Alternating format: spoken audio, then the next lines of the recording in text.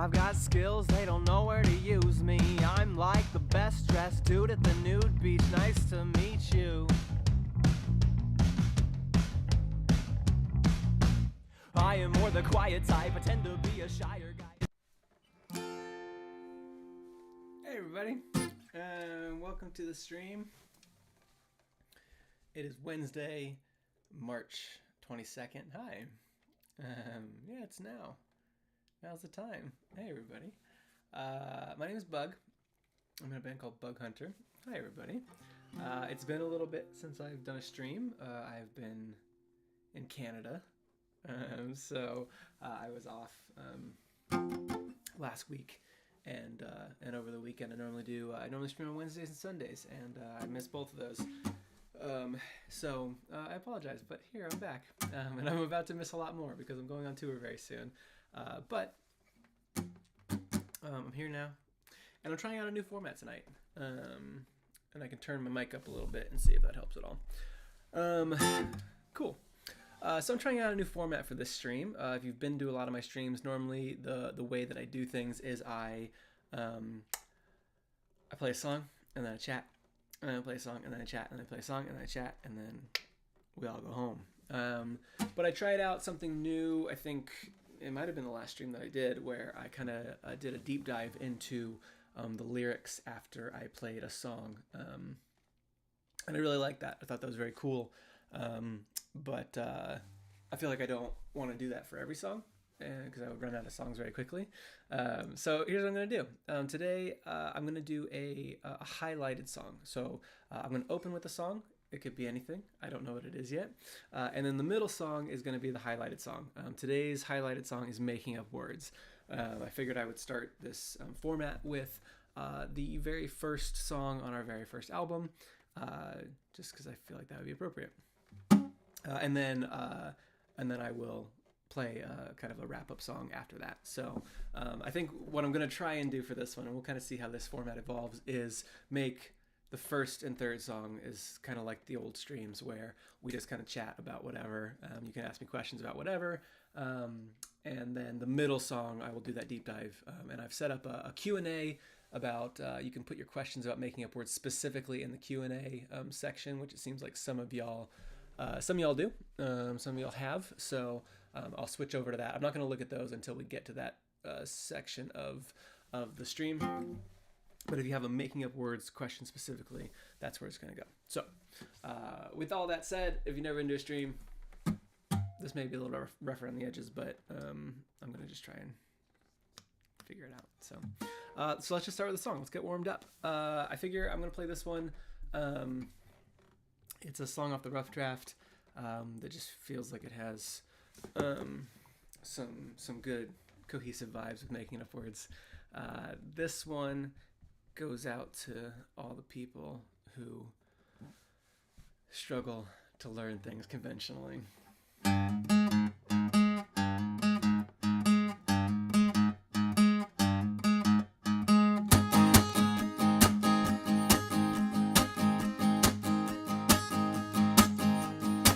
Piano teacher, here I am for class.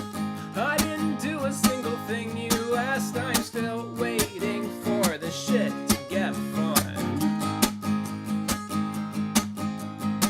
Piano teacher, don't you act so stressed, 'cause when I leave, my mom will cut your check. We all get what we want, except my mom. If the story could fast forward, I would smash that button now. I'm not the next all-star, I'm hardly an artist. I bought this guitar, I'm trying my hardest. When I'm by myself, nothing can stop me, but I can't perform if there's anyone watching. When I hit play, I'm still in the same place.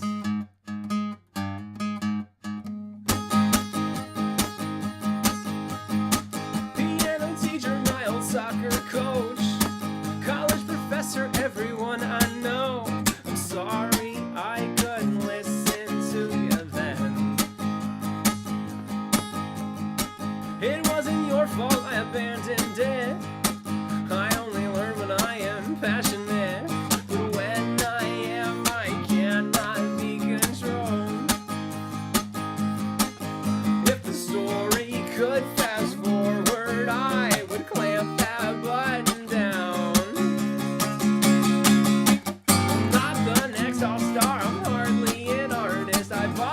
guitar. I'm trying my hardest when I'm by myself.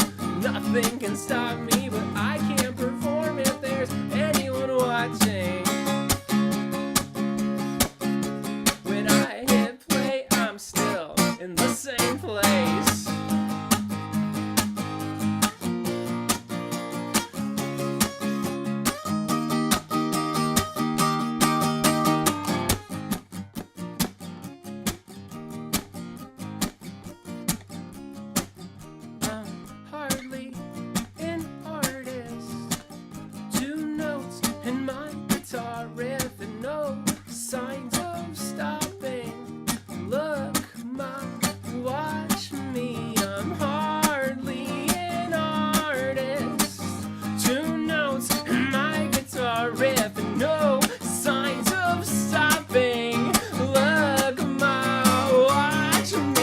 I'm not the next all-star, I'm hardly an artist. I bought this guitar, and I'm trying my hardest when I'm by myself.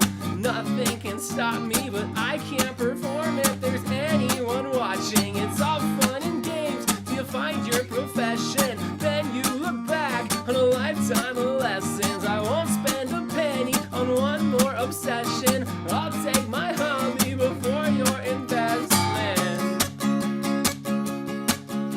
Well, I've been skipping the best moments. Now I'm done, and all I hope is when I hit play, I'm back in the same place.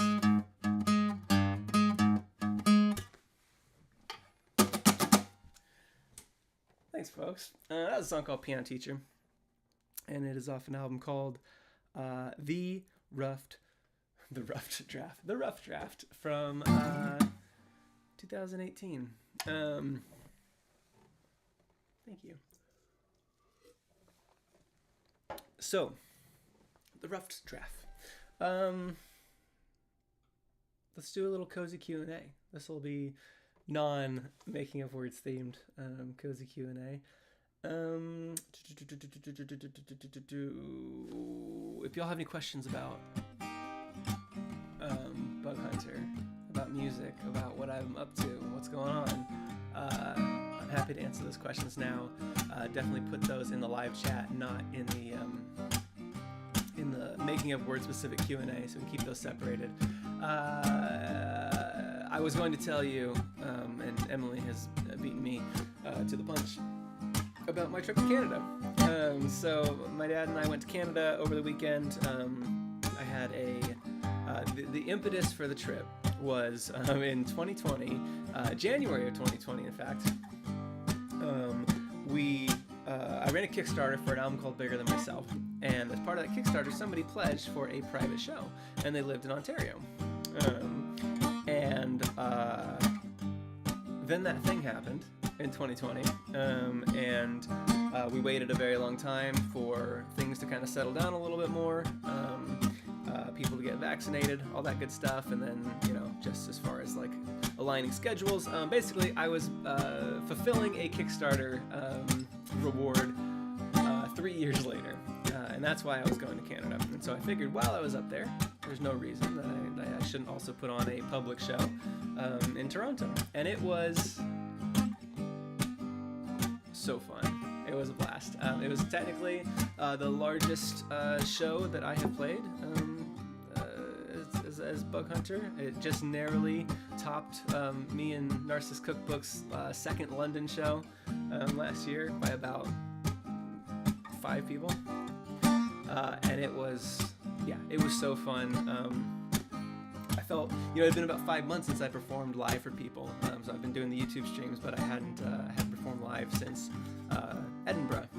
Same tour as London. And so, kind of get my groove back, get the banter and playing for people and not messing up too badly. Sounds like Kaitu Max was there. I'm glad you had a good time. I met a lot of people at the Toronto show that were either in the Discord or knew knew the YouTube streams. So I was very happy about that. Because sometimes I play a show and there's maybe like 1 or 2 Discord people there, and there was like at least half a dozen people that like I like new. So that was very cool. And then we played the private show the next night. Me and my dad got to go out there and do that, and it went really well. It was super fun. There was a lot of people there that didn't know who I was at all. It was kind of like a friends and family kind of event, which I haven't had to do for a very long time, because I have been very fortunate to have toured last year and done a lot of very small shows around the U.S. where most of the people in the room knew my music.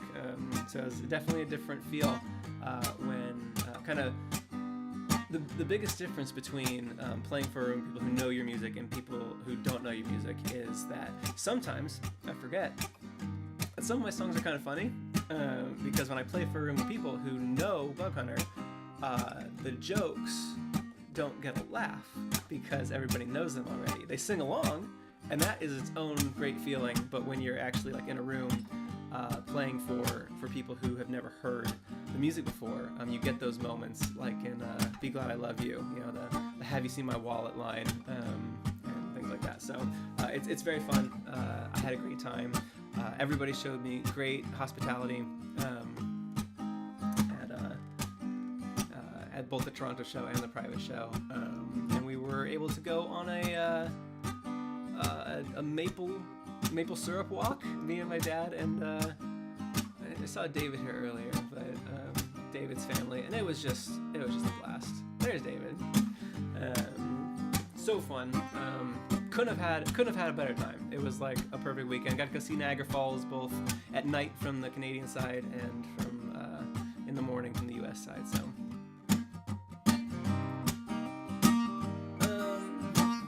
Josiah has recognized that I'm playing the chords for Too Bad, Too Bad and a Ghost during this cozy Q&A. Let's see, I think I missed a couple questions up here. Kaitu Max asked, did you get the chance to eat poutine while you were in Toronto? I did, but it probably wasn't even close to authentic. It was good though. I mean, you can't really go wrong with like fries and gravy. But it was like breakfast poutine, so it also had eggs and bacon on it. I don't know if that's like against the law, but...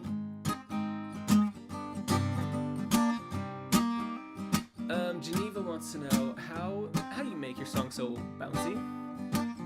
I don't know. Not all my songs are bouncy, I'm sure. It's probably just introducing a little bit of swing into the chord progressions that probably makes them a little bouncy. It's very, very difficult for me to describe my strumming patterns to people because I don't think like, oh, this song is gonna be like up, down, up, down, up, down, right? I just do it when I'm writing it. It's just the thing that I am naturally doing when I'm like putting the song together. And so if someone asks like, what's the strumming pattern for, you know, whatever, I would have to go write it down. So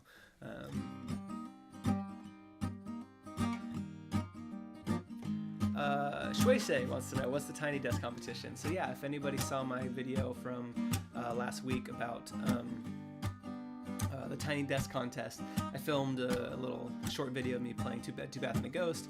Tiny Desk is a music series run by NPR.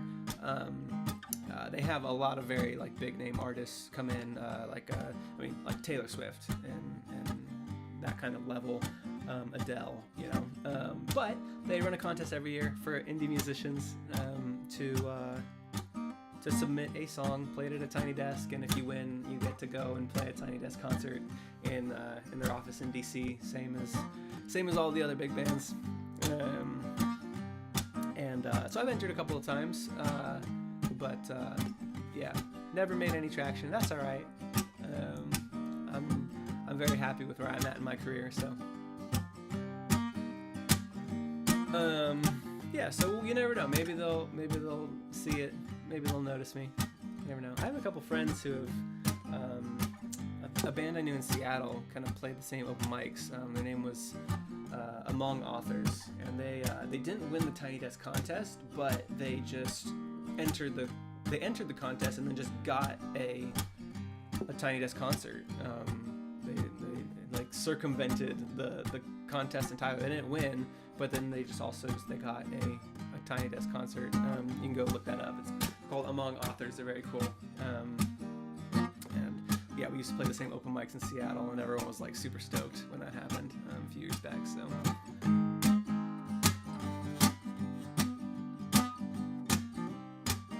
Miles asked, have you ever studied a foreign language? I took 4 years of Spanish in high school, but yeah, I don't remember much. Haven't had to use it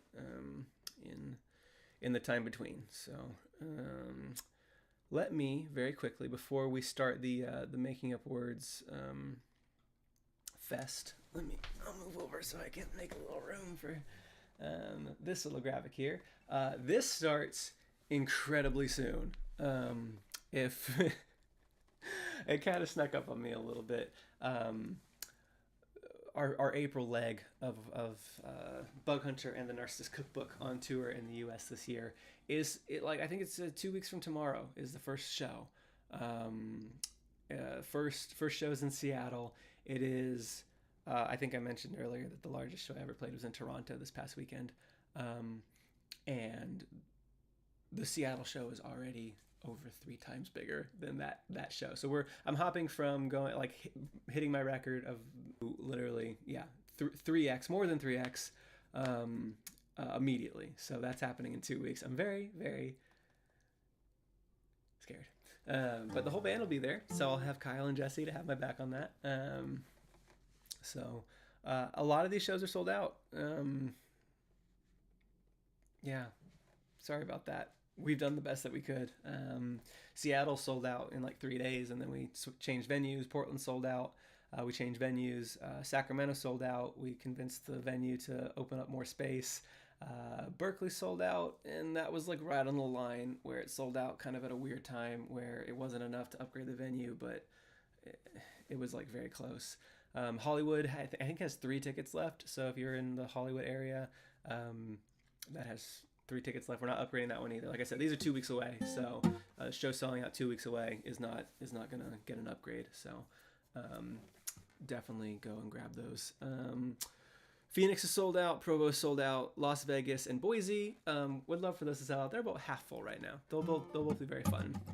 They're both larger than our smallest UK show. So we're happy about that. And that's going to be our April tour. So Matt's flying out in 2 weeks, and I'll be in Seattle recording the new album the week before the Seattle show, and then we'll be on the road for a bit with the whole gang. This will be Kyle and Jesse and Matt and my dad and I for at least the first 4 shows, and then we got to drop Kyle off at home, and then we'll do the rest of the loop. So.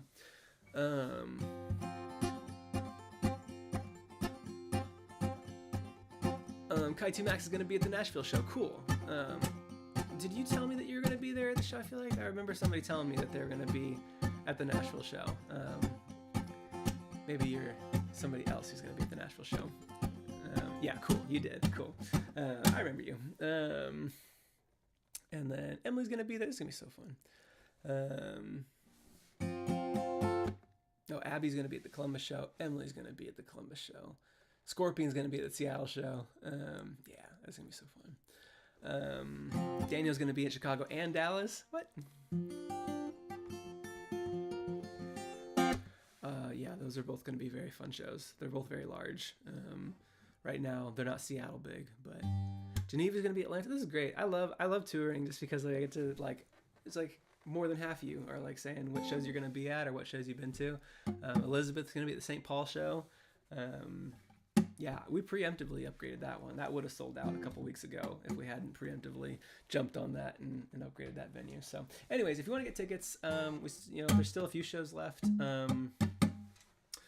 We ran into today's whole debacle has been the Boston debate. Is we've found a venue in Boston that we can upgrade to, but as it is, it's still not enough room to do our entire wait list. So we're debating back and forth of, do we hold out and try and get something that will get our entire wait list plus 4 months for selling tickets, or do we take the partial upgrade and get at least it's literally it can do half the wait list, and we're not going to upgrade it more than once. So that's been me and Matt and Dad have been chatting all day about what we're doing there, but at the very least we might have an option. So.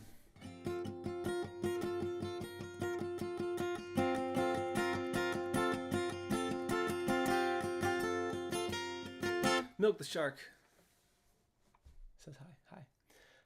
Cool. Are we doing this? Are we doing this making up words thing?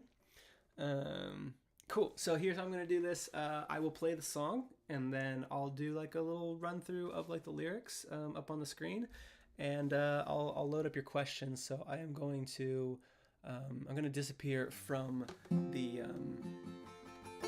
live chat. I'm not gonna see it anymore. Well, you know what? I'll play the song. I'll look at the live chat while I'm playing it in case anything cool happens, and then I'll switch over to the Q&A tab. So this is the first song off of our first album.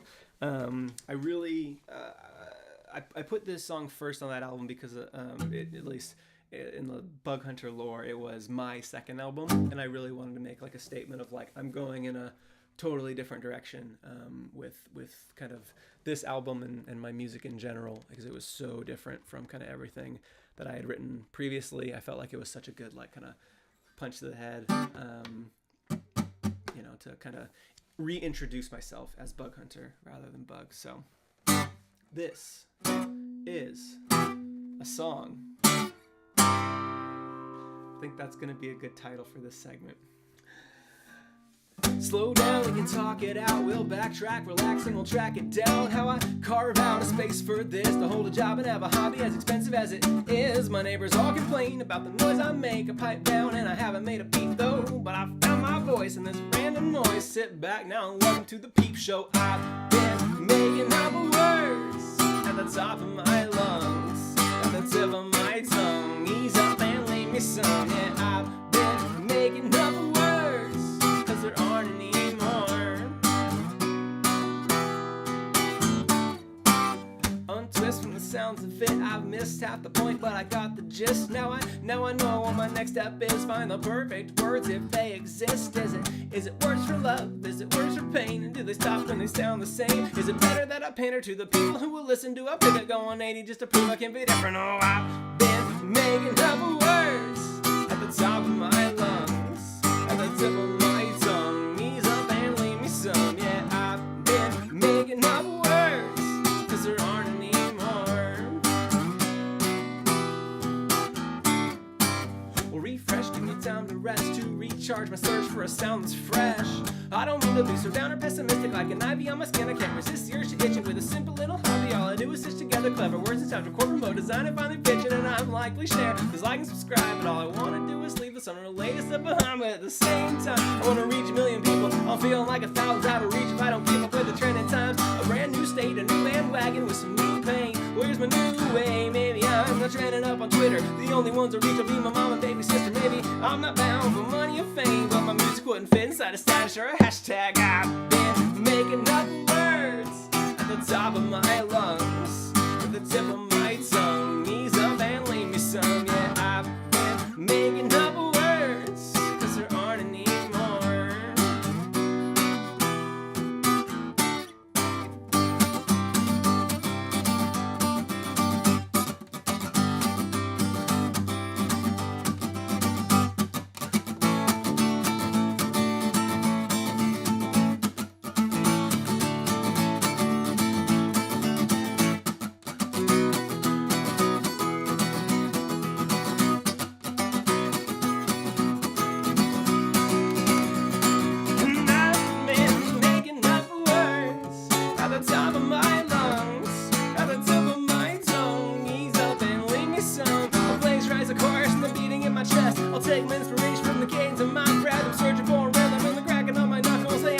Title said I'm torn between a couple. I'm taking aim and naming up a second nature off the cuff and take the masquerade. Man, I'm faking that I'm raving up, shaking up the empty stuff and waking all the neighbors up. They're raining up the waste, so I'm saving up and making up words.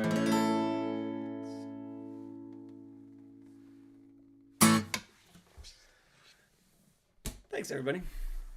That was a song called Making Up Words, and it is going to be the first in our kind of like formal highlight series of me talking about my own songs for y'all. Cool. So here's what I'm going to do. I'm going to throw up the lyrics to this guy here. Cool. So now we can kind of go through the song together, and I will pull up your questions. Let's see. How about I do this? And y'all just bear with me while I figure out how I like to do this. But I'll look at your questions and see if there's some good ones to kind of answer here. And then we'll go through the lyrics. I'll kind of tell you a little bit about the origins of maybe the song, the lyrics, why I wrote what I did, what certain things mean. As I'm looking at the questions, I can't see the live chat, so I don't know how that's going to affect things. But all right, we'll just start with the very first one. What happens if I click this? Select question. What happens? Do y'all see that now? I'm learning. Okay, cool. Yeah, I'm hoping y'all can see that. Where did you get the inspiration to write it? So making up words, I wrote in the Surge of Confidence area. I specifically remember living in San Luis Obispo, California. I was in my I remember being in my room writing this song. So it was like real early on before I moved to Seattle. Still in college. I was a senior at that point. I had just gotten a guitar. I was really just kind of learning bar chords. The entire song is, you can't see, but the entire song is bar chords. So it's G, B minor, E minor, D chord progression. And the version of the song that I wrote originally was very, very bad. It kind of had the same kind of bouncy melody. The chorus was exactly the same. The chorus I never changed. I've been making up words at the top of my lungs, at the tip of my tongue, ease up and leave me some. Yeah, I've been making up words because there aren't anymore. That has always been the chorus. I think that was a one shot. Never went back and changed anything about that. I'm gonna check real quick because the last time I did this, y'all, I was double talking, so I'm making sure. Okay, no one's yelling at me. Cool. So yeah, where did I get the inspiration to write it? I was just kind of riffing on just like rhyming at that stage in my writing career. I really was just kind of like, it was very rarely did I sit down and think I'm gonna write a song and it's gonna be this and it's gonna have this message and it's gonna yada yada. It was normally like I'm just gonna start writing something and it's going to turn into something, and that's very much what this one was. I kind of retrofitted what making up words started as to what it became, in the sense that I looked at that chorus that I wrote, that I've been making up words at the top of my lungs, the tip of my tongue, ease up and leave me some. And I kind of retrofitted, what does that mean? What could that mean? And the obvious thing that came to me was as I was writing songs, that is so precise to say, how do I come up with something unique to write a song about? In basic terms, there's so many love songs and sad songs, and how was I going to come up with things to write about that were unique, that were worth writing about, that were worth me doing it, versus just I didn't want to do anything derivative of anybody else, which is very difficult when you have all of history and humankind before you.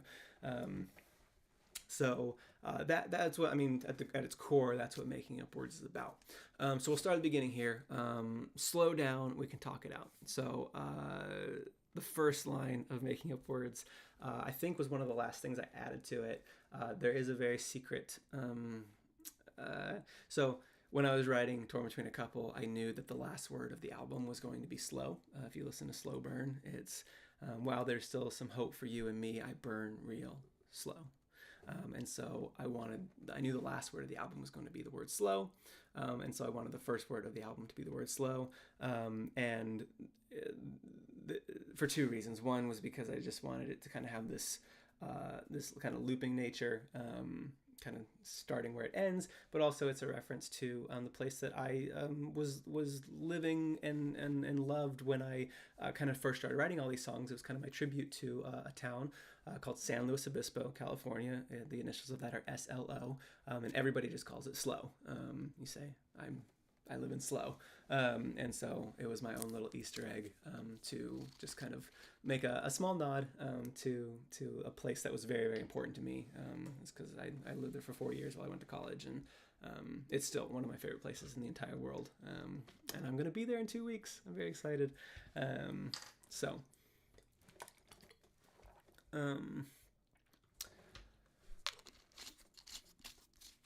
we'll backtrack, relax, and we'll track it down. Yeah, how then it goes on to say how I carve out a space for this to hold a job and have a hobby as expensive as it is.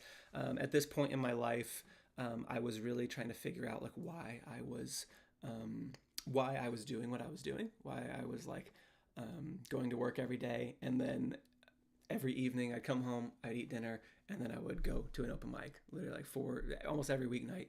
And I would be playing these songs off of Surge of Confidence, the early songs off of Torn Between a Couple. And so that line in there is specific, like, you know, how I carve out a space for this to hold a job and have a hobby as expensive as it is. And then the next line is definitely one of my favorite lines in the song, or maybe even the album. But my neighbors all complain about the noise I make. I pipe down and I haven't made a peep though, but I found my voice in this random noise. Sit back now and welcome to the peep show. I just think that's funny. I do in my music, I like to kind of walk the line. My music's pretty family friendly for the most part, but I do like to have these little like provocative lines that sound provocative, but they really aren't. You know, safe word is another example of, in the context of the song, it's really not that bad. It's fine. But a line like "Welcome to the Peep Show," in this context, because of the line before it, "Haven't made a peep though." You know, it kind of transforms it in a way that makes it not as not mean the exact same thing. Oh, cool. I just lost battery to my mouse. I got this though. I was prepared for this. Cool. Yeah, as Mars puts it, a little mischief humor. Yeah, mischief humor is a great way to put it. Yeah, it's mischief humor for sure. So that's how I set it up. You know, this is supposed to be the first verse of the first song of the first chorus, and it's just kind of talking about me kind of like saying, you know, I'm torn between these kind of two things. It's my job and this hobby that I have and why I'm doing it, and kind of the limitations on me, like the very real limitations of like, you know, I have a job that I'm working full time, and I also want to be a musician. I live in a townhome with 2 shared walls. Just like, you know, I think the very normal things that a lot of you know, people go through with they're trying to like figure out what they're doing, and the kind of obstacles that they have to kind of go up against. So that was very much all things that I was dealing with at the time. So untwist from the sounds of it. I've missed half the point, but I got the gist. Love that line. Now I know what my next step is, find the perfect words if they exist. And so this verse is just meant to kind of continue that thought of like, okay, this is me writing a song, right? I'm looking for these perfect words, right? I'm looking for the thing that is going to set me apart. And is it words for love? Is it words for pain? And do I stop when they sound the same? And then the next line is obviously kind of going on about how much do I kind of stick to what I want to write about versus what I feel I have to write about? Will I go too far the other way of trying to be different, right? Is it better that I pander to the people who will listen? Do I pivot, go 180 just to prove I can be different? And so all of that is kind of about finding your voice. It very neatly ties into the themes of who I'm singing to, I think, of that, you know, I kind of set that up now. Is it better that I pander to the people who will listen? And then later on, I guess success just still depends on who I'm singing to, right? So that was just kind of there to kind of set that up. And then this next verse, the third verse, is originally supposed to be the very last verse, and that's why it's twice as long. So refresh, give me time to rest, to recharge my search for a sound that's fresh. And then this is where I go into hyperdrive, and I had never really written anything this fast before, but I was like, I'm gonna go for it and see what happens. And I thought this was gonna be the fastest part of the song when I wrote it. So I don't mean to be so down or pessimistic, like an ivy on my skin. I can't resist the urge to itch it. With a simple little hobby, all I do is stitch together clever words and sounds, record, promote, design, and finally pitch it, which is very difficult to say. And I'm like, please share, please like and subscribe, but all I want to do is leave this unrelated stuff behind. That line is, I mean, I think it's pretty self-explanatory, but it's talking about kind of even back then, even more than now. I mean, back then, I wasn't running a business around my music. I wasn't, going playing shows or having to really worry too much about social media. And it's but even back then it was like, all right, well, I'm gonna put my songs on SoundCloud, and if you guys want to subscribe, I had like 100 subscribers on YouTube, maybe, probably not even that. It probably wasn't even that. But that kind of culture of like, you have to like market yourself, and I just wanted to write songs, which was true. I mean, I think that every artist struggles with that balance between, I just want to make the thing and I want people to hear it and I want them to be affected by it, but I don't want to have to put in the work to tell them about it, which is, I think, it's its own thing. You have to be good at both in order to, I don't think anybody just gets lucky enough to just make the thing, and then, if you just let it sit, if you just play to yourself in your bedroom and never show anybody, then it'll never get discovered. And so you do have to advocate for yourself at a certain point. So, but at the same time, I want to reach 1 million people. Now I'm feeling like 1,000's out of reach if I don't keep up with the trending times, a brand new state, a new bandwagon with some new paint. Well, here's my new way. I really like just how that flows, because it kind of like just breaks up the rhyme pattern that I've been doing up until that point. And obviously when I play this line now, it takes on a new meaning for me, because at the time, I'm feeling like 1,000's out of reach. It's like it truly was. At the time, if you have music on Spotify and you don't yet have 1,000 streams on a song, it just has this less than 1,000. That's all it says. It doesn't give you a count. It just says less than 1,000. And Surge of Confidence had been up for a year, on Spotify, and all 11 songs were less than 1,000. So that was a lofty goal to reach. But now, obviously, I think Making Up Words is over 1 million streams. I have several songs over 1 million. I like verifiably on Spotify have had over 1 million unique listeners. So now, obviously, this line it holds a new meaning in my heart whenever I play it live, and kind of that joy of setting this lofty goal. When I wrote this line, it was unachievable. It truly was. It was just like I was just writing songs in my bedroom. All of this was never going to happen. So there's a lot of sentimentality to singing this song now for people and having them sing it back to me. Maybe I'm not trending up on Twitter. Yeah. I wish that I didn't have to say Twitter every time I sing this song, but that one's stuck in there. So, and the only ones I'll reach will be my mom and baby sister. I think somebody had a question about this in the questions tab. So I'll throw this question up. In your song, you mentioned your baby sister. Have you really got one, or was it just a convenient rhyme? I do. She's not a baby. She's in her mid-20s, but I still call her my baby sister. I have a handsome older brother and a baby sister. So I have mentioned all my family. I'm the middle child. Y'all know that. You can tell that just by listening to me for 10 minutes. Anyways. Maybe I'm not bound for money or fame, but my music wouldn't fit inside a status or a hashtag. Some Bug Hunter lore behind this line. I was deciding, I think, at this point when I was writing, of whether or not my music was going to be family friendly, or if it was not. Surge of Confidence didn't have any swear words on it, and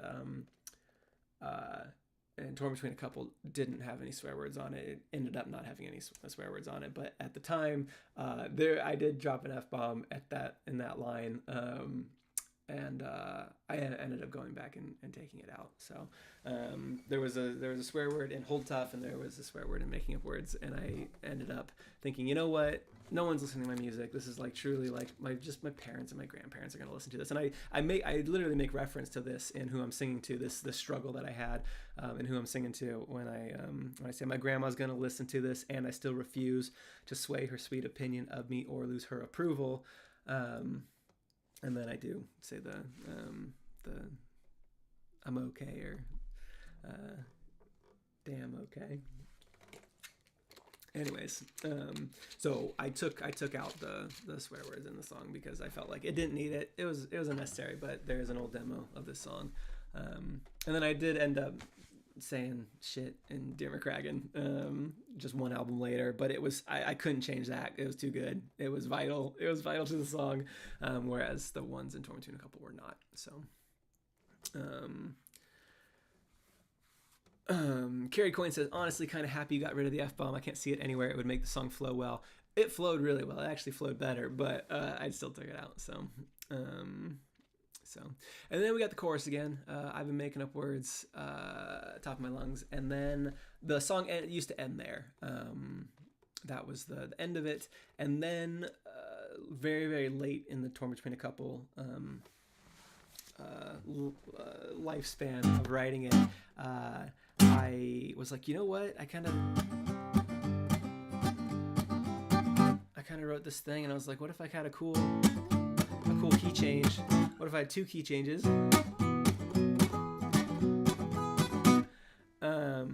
And then, so there's two key changes there, and I was like, okay, well, what if I did a key change and did the chorus again and made it sound extra super cool? And then I was like, you know what? But I don't want to just do the chorus again. I want to really, really just pop off at the end of the song.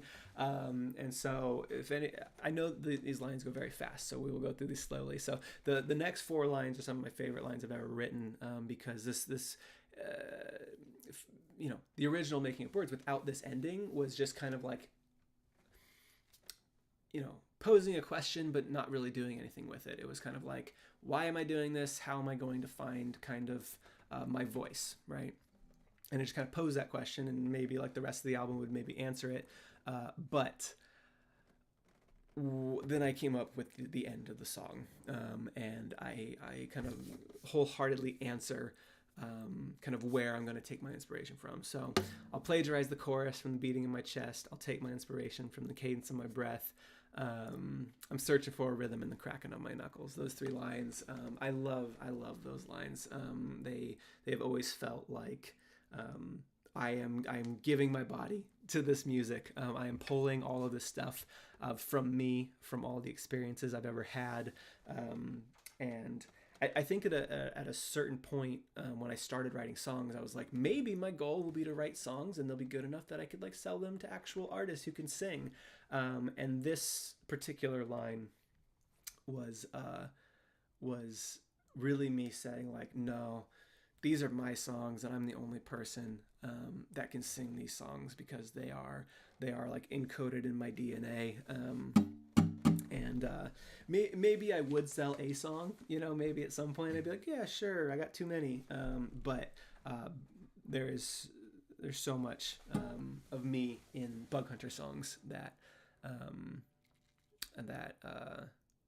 I think coming to that realization around the time that I was writing Torn Between a Couple, after I had written the whole album, and that I wasn't I had like changed my plan. I was like, no, I can do this. I can write these songs. So, and then the title drop. This was a retroactive add to the song. As I said, they asked me for a title set on Torn Between a Couple. Actually did come from a joke that my brother made. He texted me, and I was, like I said, I was very late in writing this album. It was like I was probably going to be done with it in a few months, and he's like, do you have a title yet? And I said, I'm torn between a couple. And he said, that's a good title. And it made me laugh because it's a joke that I would make, but my brother normally wouldn't, and the fact that he did just made me laugh a lot. So I was like, well, I love to have the title be said on an album, so if that's going to be the title of the album, I need to find a place to put it. And so the end of Making Up Words was, I felt like a perfect spot. I got that cracking of my knuckles rhymed. I was like, oh yeah, we're here. They asked me for a title set. I'm torn between a couple. So that's that. And then the very end, I was like, all right, we've key changed. We're going real fast. Let's go even faster. I remember trying to write this line and all of the different, because it's a double rhyming scheme. So it's, the internal rhymes of the A sound, right? I'm taking aim and aiming up. It's second nature off the cuff, right? So there's the up and the uff and the enough. stuff, neighbors up. So there's those rhymes at the end, but then the internal rhymes with the A sound.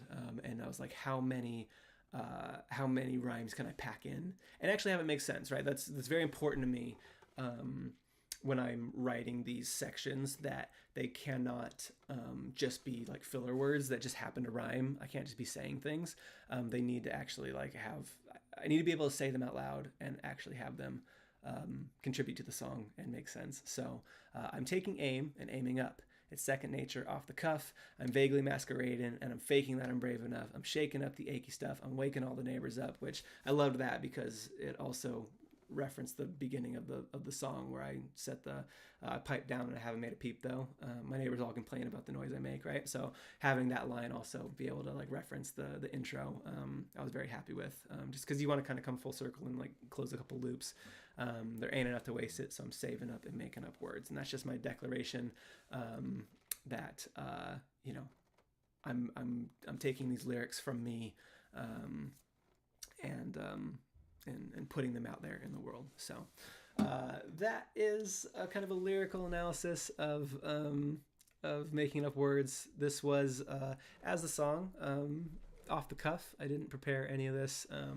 So we're going to see if that format is interesting to y'all. But here's a very good question of a line that I just referenced. So Geneva asked, what does shaking off the achy stuff mean? To me, it means it's a direct reference to Surge of Confidence, where I felt like a lot of that album was a little dramatic, I think, relative to kind of my attitude and my optimism at that point in my life, and Making Up Words is this kind of big joyous song of like celebrating the process of making things and doing things. So shaking up the achy stuff is literally saying I'm changing my direction after Surge of Confidence, and how some of those songs were a little more melodramatic. Here's a good question. Do you prefer your acoustic or original release? In 2020, I put up an acoustic version of Making Up Words that some of y'all like. I feel like it's some people prefer it. Some people have said that going back to the old one is it can be a little jarring, just because it is so kind of in your face immediately. Do I prefer it? I don't know. I never really listened to it. I like that it is a little bit closer to how I play it, just solo acoustic. But I do really love the production and the instrumentation on the original version. So I think if I had to just keep one, I would probably keep the original version. If I wouldn't say like I wish I had done the acoustic version like that style on the album, because it's very important to the song that it is so different and in a different direction from the previous album. So and then we'll do one more question and then we'll move on, because what time is it? Oh yeah, this did take a while. It's hopefully has been entertaining. People haven't totally dropped off the stream yet, so I'm assuming this is going all right. Do you find it hard to sing those very fast parts of the song? I used to, for sure. It was one that I was very comfortable singing Who I'm Singing To live at that kind of point in my career, but not Making Up Words because of the key change. The key change and the strumming rhythm and the fast parts of it are all more difficult than Who I'm Singing To. And I didn't actually know that people liked this song for a very long time because I never played it live, and I thought that the streams on it were just because it was the first song on the album. But then I started playing it at live shows, or like asking like, hey, do you guys want to hear, Key to Being Lonely or Making Up Words? And like people would say Making Up Words, and I was very surprised by that. So I was like, okay, I need to like get this down. And so now I don't really find it too difficult. I've done it very many times. So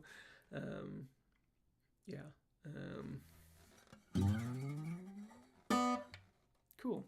Thanks for your Making Up Words questions. That helped me hopefully formulate some interesting things to say to y'all. So that is the deep dive into Making Up Words. I don't know. I don't think I'm gonna go in order with these. I don't think like the next stream is gonna be echoes or anything. I thought I'd just start with Making Up Words because it was the first song, and I literally decided about 10 minutes before the stream. If y'all have recommendations for which song you want me to do next, then feel free to let me know either in the Discord or in the comments. If you're watching this later, then you can let me know in the comments. And yeah, I don't know that I'm gonna do this format every stream. Maybe I'll just do it. Maybe it'll be my Wednesday stream is this format. I don't know. I'm still kind of deciding. Yeah, I think I'll do it again. What I really want to do is I would love to kind of do this as an inspiration to make a like 15-minute video where the first 3 or 4 minutes is just the song, like the recorded song. The next, 10-ish minutes are, maybe 8 minutes is kind of the most interesting bits of the lyric deep dive from this video. Maybe either taken from this video or re-recorded again, things that people found interesting, and then the last 3 or 4 minutes being just me playing acoustic, a version of it here, and maybe do a series of videos like that are all kind of 15-minute chunk size, where it's like the song and you can listen to the song and then you can get some of the lyrical analysis and some background on it and then hear it again played in a kind of one shot. So that's my idea, but then I'll use these as kind of precursors to those, to kind of let me feel out what is interesting about songs and what people like to hear. So cool. Why don't I do one more song to end the night, if that's cool with everybody else. That's kind of how I pictured this going, and the timing works out for that. Yeah, someone just asked for the Discord. Hop into our Discord. It's a very good one.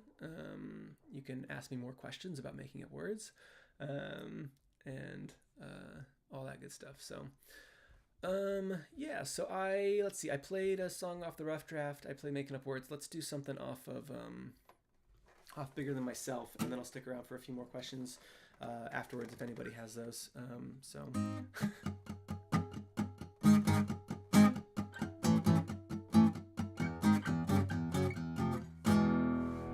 Creature would be fun. I don't remember how to play it, but we can all remember together.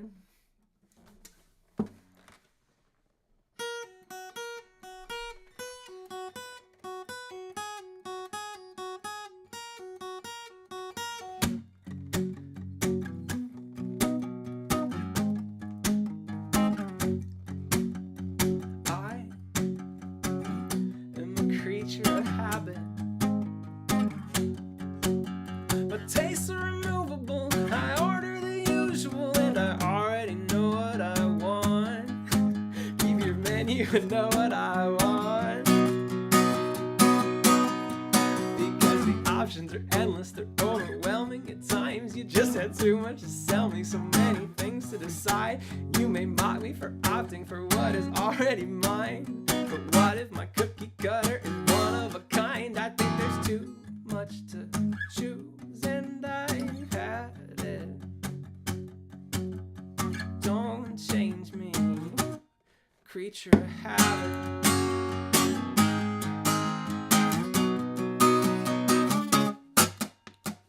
Left foot, right foot, same way around.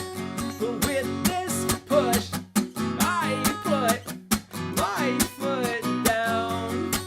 Yeah, this time I want change.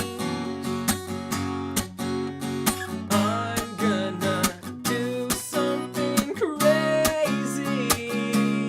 Actually, no, I'm not.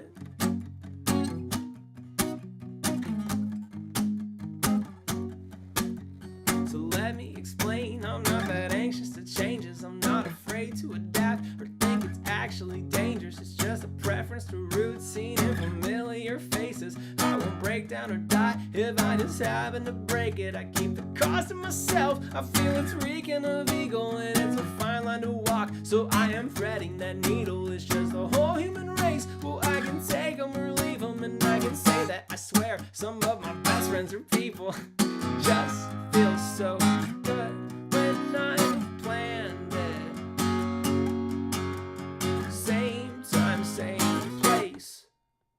Creature of left foot, right foot, same way round.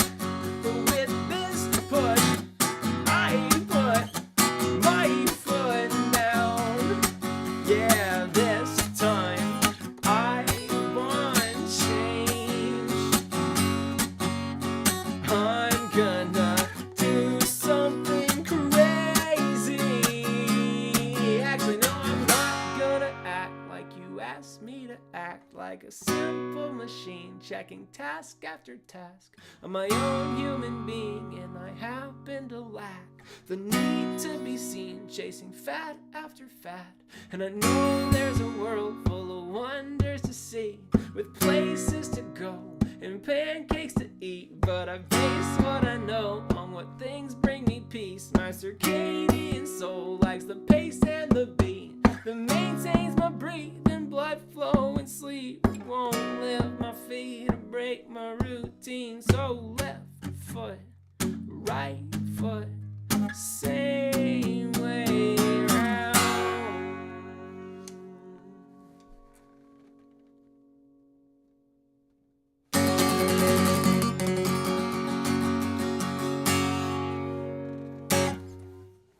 Thanks, everybody. That song goes out to Emily, who did nothing wrong. Appreciate y'all coming to the first kind of more formal but still kind of figuring it out highlight stream, which I'm definitely going to rename to This Is a Song. What was I thinking? That was a song. This is a song. Anyways, I'll answer a few more questions and then I'm going to go, because I feel like Ladybug made brownies. There was a thing of brownie mixture on the counter earlier, and I feel like I smell that there's brownies downstairs. So, but Mr. Welly Collins wants to know, in the recording for Pine Cones, is there a little giggle that slipped in on the Christmas ornament line? Perhaps. I don't know. Not like, I'm not sure. It could be. Sometimes I laugh at my own jokes. Yeah, maybe. I'll have to go back and listen to it. That's a good question, though. There was originally the original take for the No Mercy with the Hershey line ended with me laughing over myself. And we almost kept it, but we went with a cleaner take. But the very first, I actually had the take of the very first time I said it. I literally was writing it with like the microphone in front of me, like recording like the actual lines. That's how late into recording that album was. And like the very first time I said it, I actually like genuinely laughed at the line, and we almost kept that take. And Kyle has it. I have it somewhere sitting around. But we ended up going with like the fifth one because we knew what it was, but we needed to be clean.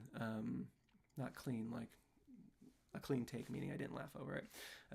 So anyways, yeah, but I can't verify that there's a giggle on Christmas ornaments line.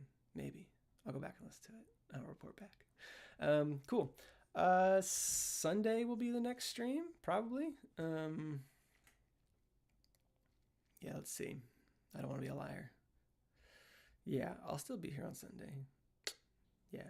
So, how about Sunday? I don't know if I'll do a This Is a Song stream, but we'll see. Oh, look, it's Ladybug. Hi there.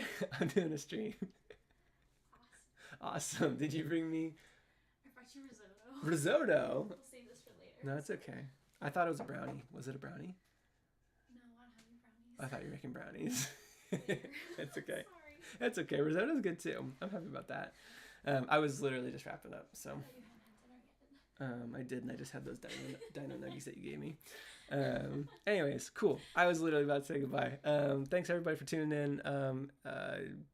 Hang out in the Discord and all that stuff. I'm gonna eat risotto. That's not brownies, but it's gonna be so good. I will see you all on Sunday. Good night, everybody. Bye, everybody.